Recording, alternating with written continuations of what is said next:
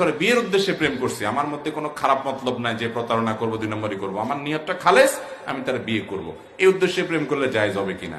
তো এটা নিয়ে আমি সবসময় বলি ভাই, কোরবানের উদ্দেশ্যে গরু চুরি করা জায়েজ হবে?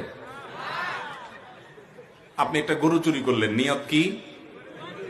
আল্লাহর রাস্তায় আল্লাহরে খুশি করার জন্য বিসমিল্লাহ আল্লাহু আকবার বলে কোরবানি দিয়া নিজে গোশত খাইবো, এলাকা মানুষকে খাওয়াইবো, মাদ্রাসায়ও দান করিব, এরকম খালেস নিয়তে যদি আপনি চুরি করিয়া গরু জবাই দিয়া কোরবানি করেন, সওয়াব পাইবেন না মায়ের খাইবেন? তো কোরবানির উদ্দেশ্যে গরু চুরি করা যেরকম, বিয়ের উদ্দেশ্যে প্রেম করাও সেরকম। উদ্দেশ্য ভালো কিন্তু পদ্ধতি কি খারাপ।